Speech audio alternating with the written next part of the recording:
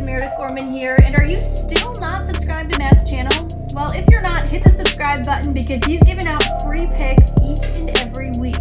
Hope you have a good rest of your day. We are back on pay-per-view, guys. UFC 313, Pereira versus Ankalaev.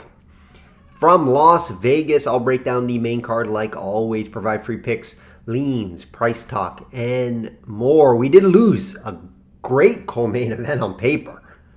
Hooker versus Gaethje. I was looking, if you like violence, that fight was going to be full of violence. However, great replacement with Fiziev. We've seen the fight already. Or if you like violence, you're going to stay with the violence. I think it was a fight of the night last time these two fought. So I'm excited for the replacement. UFC did a good job there. Of course, we wanted to see the Hooker-Gaethje fight. Maybe we will see that one day. Can't wait to talk these fights, guys. We'll get into that shortly. First, systemsportscapping.com or link.me/systemcapping for everything system capping. Client opportunities, resume, records, client comments, and much more. Currently handicapping UFC, PGA, NHL, and March Madness coming soon. I will be handicapping March Madness for the first time. I have been doing a lot of practice runs the past few months, just keeping track. Doing fairly well in the 60% range in college basketball. So we will dive into the March Madness soon. Hottest sport right now isn't the UFC. It's been up and down so far for me personally. Hottest is the PGA. Now, hot in the PGA, we did Alberg outright a few weeks ago, plus 2,500. Big prop market last week, hitting on all three full unit bets, plus a few others. So running hot in the PGA NHL as well. Looking forward to the Arnold Palmer this weekend. Stacked event there. All the big names are playing. If you haven't downloaded the Hot Takes app, guys, what are you guys waiting for?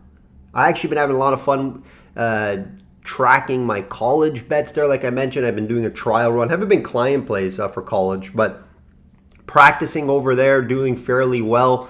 It's free picks, guys. You go over there, you make free picks, you win free money or Bitcoin when you win your picks. It's very simple. Download it. It's a great app. You guys know I work for them, do some consulting, run their Twitter, write their blogs, etc. So looking forward to their college basketball bracket. They have a bracket coming out, guys. Similar to any of you seen like in the ESPN or Yahoo brackets, anything, those big ones that are impossible to win with 1 million people. This one will have multiple stage prizes, I think $10,000 in cash, all free to play, and your odds are going to be way better than entering one of those big ones, right? So definitely look out for that. It's going to probably come out in a week or so. So download the app, hottakesapp.com, or just go to the Apple store, type in Hot Takes or wherever you get your apps.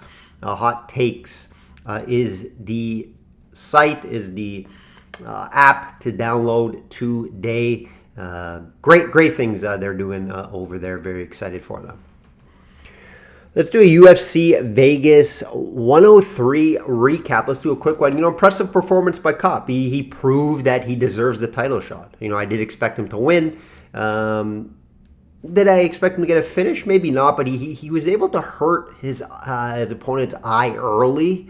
And that kind of ruined the fight plan and game plan for his opponent. His opponent really didn't go for any takedowns. Kopp was able to control the fight on the feet. Very impressive. And I do believe he does fight Pantoja. Again, I know they fought a long time ago. Pantoja did win the fight, but Kopp's a lot better. Very improved as of late. So I expect those two to fight next. The worst co-main event on paper. We don't really have to get too much into these other fights, but I told you guys, if you're going to bet the fight, you play the plus money on Brundage. Brundage got the win. The fight could have gone either way, like I mentioned, but if you're a volume capper, that was the bet, right? That was the bet on Brundage at plus money. My downfall, I had Ribovitz to win the fight. I know it was a close fight. Some people said he won. I wouldn't have been disappointed on either guy who won, right? They gave it a split decision to Hasperas. I'm not going to complain about it. Could have went to Ribovitz. That's the fight game. If Ribovitz did win, it would have been a profitable card, up and down card for me. And it was due also to the Patterson. I was on Barlow. I thought he was able to get the win and keep the fight standing and be better on the feet, but he wasn't. better on the feet. Patterson was the one that finished him on the feet. So that was a little surprising. I thought Patterson, if he wins the fight, he would be doing it in the grappling skill set, but the fight never got there. So hats off to Patterson. Low-level card. I stay away from high volume on those cards. So pay-per-view, usually higher volume. I do expect a higher volume card this weekend. Let's get right into it, guys. Let's get right into this card. Shop around, like I always say, guys. Shop around, have access to multiple sports books so you can get the best number out there. Numbers vary. Numbers vary from book to book, especially in the UFC. I can't stress that enough. Main event, 5-round main event. Pereira minus 125 versus Ankalaev plus 100. You know, I've been looking forward to this breakdown for a while now, right? And there's a couple of reasons why, because I'm in a conflict here, guys. You know, about 4 or 5 years ago, I said on this podcast, when I started this, about 5-6 years ago, Ankalaev would be champion one day. Here's his big chance. This is his chance, right?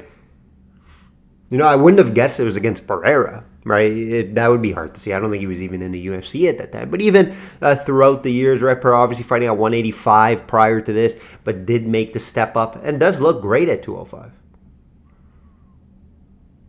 Right now, this is actually an easy handicap if you look at it. Not who's going to win, but what the battle should be, right? It's going to be, will Ankalaev stick to a game plan of wrestling where he's going to have an advantage?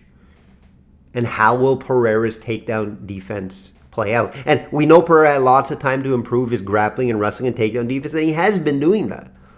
It has been improving. We just don't see it often because it's the matchups he's getting, guys. Right? Pereira hasn't fought anyone to this level of wrestling. And I'm not telling you that Ankalaev's a wrestler. He's more of actually a striker than a wrestler. However, he's very well-rounded.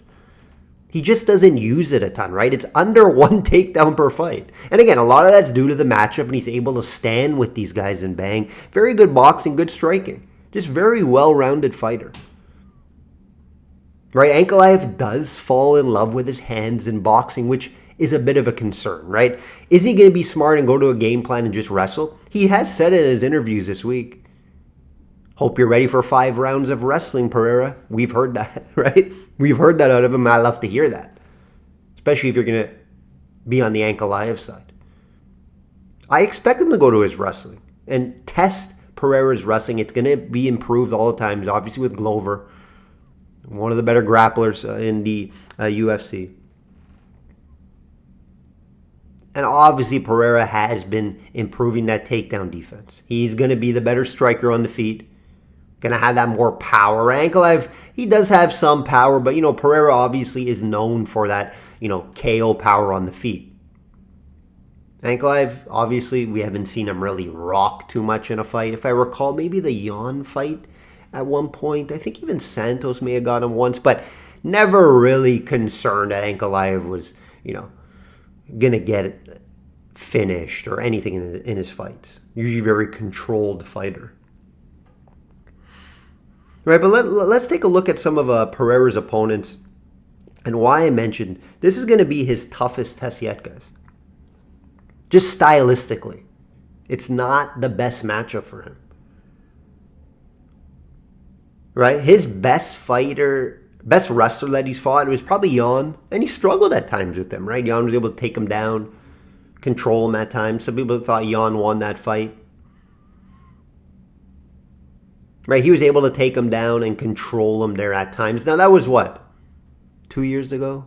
It was a while ago, guys, right? So, obviously, Pereira was more raw back then, and he's continued to improve that grappling and wrestling. Right, obviously, like I mentioned, Ankalaev will be the best wrestler that he has fought. And again, Ankalaev, his credential, when you first talk about him, look at his tape, you're not saying, oh, he's a pure wrestler, because he's not. I would actually have him more of a striker, but a very well-rounded guy that can wrestle. That's the definition of Ankalaev. But let's look at all Pereira's opponents. All strikers, for the most part. Izzy, multiple times. Strickland, Yuri, Jamal Hill, and Roundtree. Okay, guys? None of these guys even think about takedowns. Right? Only Jan, like I mentioned. So like I mentioned, this will be Pereira's toughest test yet, in my opinion. I think it's hard to argue that. Like, yeah, you can say, obviously, Izzy, maybe Yuri, but I'm talking about a style. Izzy doesn't go in there and wrestle. Pereira's going to have to be worried about the takedown throughout the fight, and does it affect his striking? That's the big question here, right? He doesn't have to usually worry about his opponent taking him down. In this fight, he will. So that does affect your striking and your style of approaching a fight. How is that going to affect him?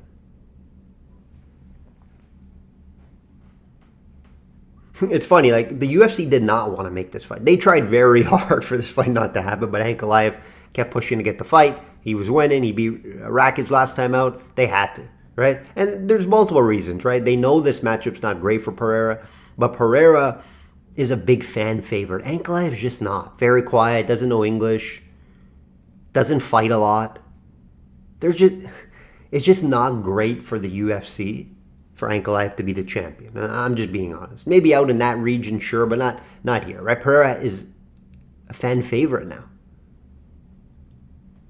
And UFC knows this, right? They do know this. But Ankalaev's next up, and they had to fight him, right? Let's look at some of Ankalaev's wins, right? His best win was versus Rakic. Now, he doesn't have an impressive resume, guys. So there are some concerns here, and I do want to mention a couple concerns and why I can't fall in love with Ankalaev and go all in on him. Because there are some concerns. Resume advantage is huge for Pereira, right? Ankalaev's best one, like I said, Rakic, Johnny Walker, right? That Jan fight, I thought he won. It was close, but yes, that was a draw, so you can't even put that in the win category. Right? He just hasn't beat that top-level championship guy yet. So that is concerning for me. Doesn't fight a lot. I know he's been injured a little bit, but the fighting during Ramadan, keep that in mind, guys. That's difficult to handicap. How does that affect them? Because some fighters, I'm sure it does, some it doesn't, right? We saw Bilal Muhammad fight on Ramadan. He was excellent. I'm sure Islam probably fought also on Ramadan. So I don't know how much of a concern and how much you can put that into the handicap because you don't know how a person's going to be affected, right? You just don't know that. But it's something to note down. Because obviously Pereira is not dealing with that. This is an extra thing that he's dealing with. Now, you got to expect Ankalaev, I'm sure, has trained often during Ramadan. I don't know if he's ever fought. I don't know that. I'm sure he has, maybe when he was coming up, right, in his career. But definitely not in the UFC due to his limited time. He only fights like once a year, guys. So I'm pretty sure he hasn't. So there are some concerns here with Ankalaev. And also, is he going to go in there and wrestle, or is he going to try to strike for too long and maybe get caught? That's also can happen, right? He hasn't fought a striker to this caliber. How much has Pereira's wrestling and grappling improved? Right? Takedown defense isn't used much, but it is at 70%. But that's hard to judge because, again, we don't see a lot of guys try to take him down due to the stylistic matchups that he gets. It will be tested here. You would have to think Ankalaev is going to try to wrestle and take him down. How will that look? I'm excited to see it. I'm excited to see how these two styles match up, right? I have a rule, guys. Pereira does fit in that rule. There's guys that I don't bet against for the most part. Now, Pereira's a little further down on my list because just he hasn't done it as much. He hasn't fought these style of fight grappler wrestlers before, but like Islam, John Jones, and Ilia Topuria are three guys I never bet against. Pereira is probably fourth. I have bet him against him before, Izzy, and then I went back to him, and I believe I lost. So I went 1-1 there in Izzy column fights. But yeah, that's what's making this fight concerning for me, even though I am leaning Ankalaev, guys, at plus money. Always hard to hold on to that title for a while, too. It seems like it hasn't been affecting Pereira. Obviously, he's traveling a lot more. He's more of like a superstar around the world. Ankalaev just grinding away. But there are those concerns that I mentioned with Ankalaev. And that's why I can't go all in. If I do bet it, it's going to be a smaller unit. I cannot get to anything further because those concerns, and I don't like betting against Pereira, guys. But this is going to be his toughest test yet stylistically. Does Ankalaev grind away, try to wrestle, try to grapple, make this fight, you could say, boring? but that's the way he's going to win this fight. Can't wait for this fight, guys. Co-main, another good fight that we should see some fireworks, right? We saw last time. Great stylistically striking matchup between these two. These two love to bang, love to strike. Not going to see any takedowns in this one. This was supposed to be the Hooker fight, like I mentioned at the top of the card. I was really looking forward to that. But hey, this is as good as you can get for fireworks, in my opinion. We saw this fight already. Very competitive fight. Gaethje ended up winning the fight. And we should see something similar, right? I do have a couple concerns here, which I'll mention on both sides of the fighters, right? Gaethje ended up getting knocked out badly against Holloway last time out, and that was concerning for me. Right, if you've been listening to my podcast, I've been doing it for a while now. I'm concerned of guys coming off bad TKOs or KOs. This was a bad one, guys, against Holloway. Right, so that is a concern. But I have concerns with Fiziev, right? Taking this on short notice. Hasn't fought for like a year and a bit. Has been getting trouble. He was hurt, and then he had trouble getting fights. And he kind of just happy to be here, it seems like. Watching his vlog or watching him on YouTube, he just seems like he's happy to be here. Right? He went on a nice run, right? Wins over Bobby Green, Riddell, and Dos Santos. Guys towards the end of their career, though. Let's be honest, mid-tier fighters. When he steps up in competition, he doesn't win those fights. Gamrot, obviously Gaethje. So when he's stepping up in competition, he's losing the fights. All right? Some of that's gas tank problems. Some of that's maybe volume. He doesn't really mix it up. He usually just strike. So, again, this should be another close fight, guys. Right? And if you're giving me Gaethje plus 130, I have this as a pick'em fight. I have this as a 50-50 fight. So, yes, I would have to look at Gaethje at plus 130. Again, concerns due to that last knockout. It's a change. It's not going to be too much of a drastic change for Gaethje from Hooker to him. Reach.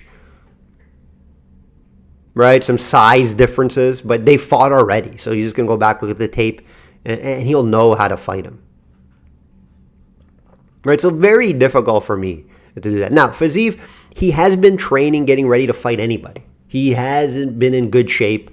I know that much. He just didn't know who his opponent was. He took this on short notice. It's been 2 weeks short notice. So that's a little bit concerning. So, yeah, I have this fight to go, it's 50-50, guys. So when I see value at plus 130 on Justin Gaethje, even though I do have a couple concerns, that's the only way I can look if I were to bet this fight. So Justin Gaethje plus 130 due to the value. It's a value play here. Is it going to make my client card?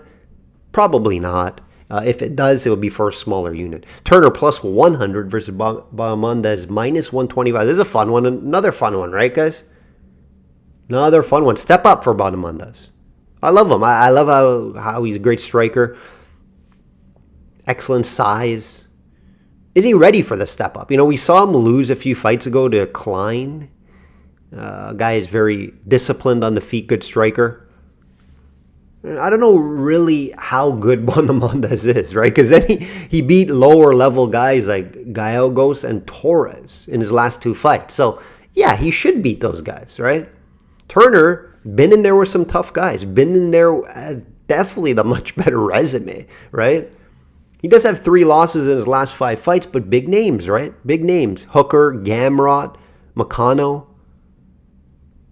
Right, his 2 wins in there, Bobby Green and Riddell. Again, mid-tier guys, right? Mid to lower tier towards the end of their career. Riddell's out of the UFC. So, some concerns with Turner later in fights as well, right? If this fight gets in the second, third round, advantage Bahamondes. He hasn't shown that he struggles with cardio, and he's very durable, right? And when I like Turner when he has a big size and reach advantage. He won't have that here.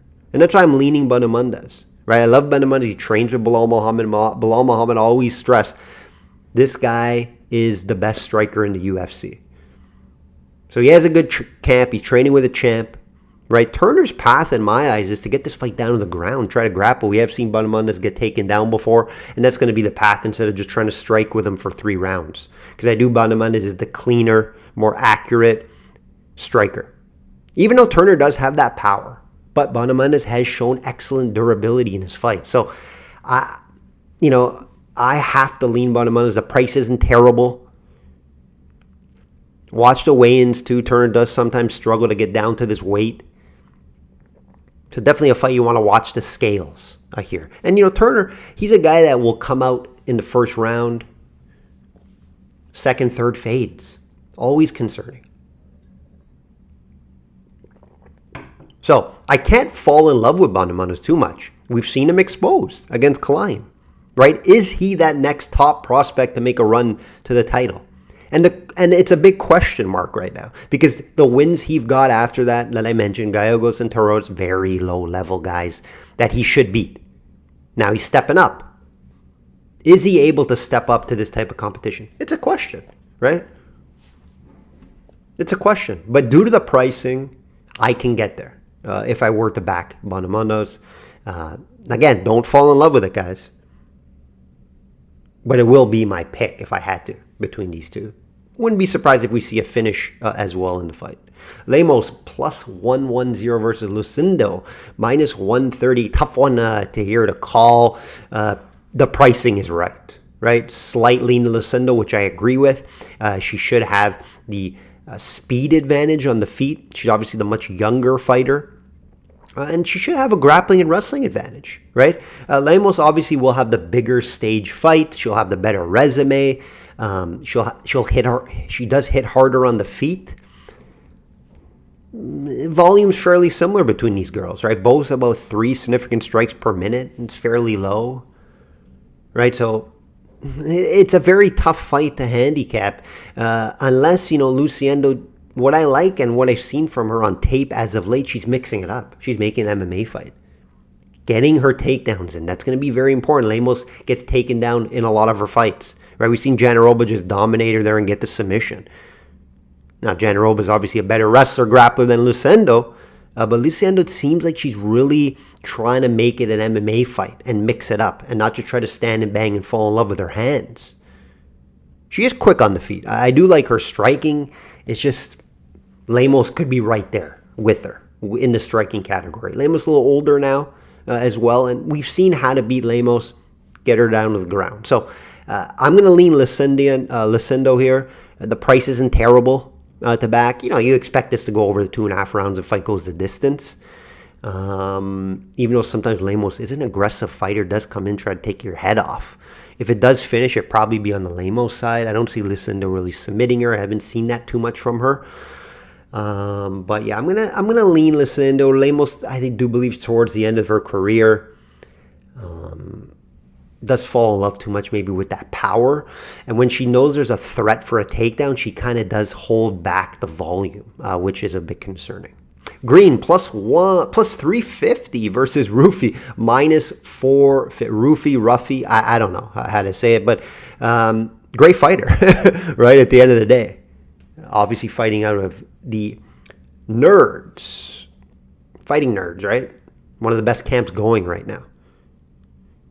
Continue to win. Got a great team over there, and they get Bobby Green, the gatekeeper, the veteran gatekeeper that will just fight anybody at any time, right? Green's the guy who will step in on short notice. He'll fight the best names out there. He'll just want to get paid at the end of the day. We saw him last time out against Paddy Pimblett. Concerning, right?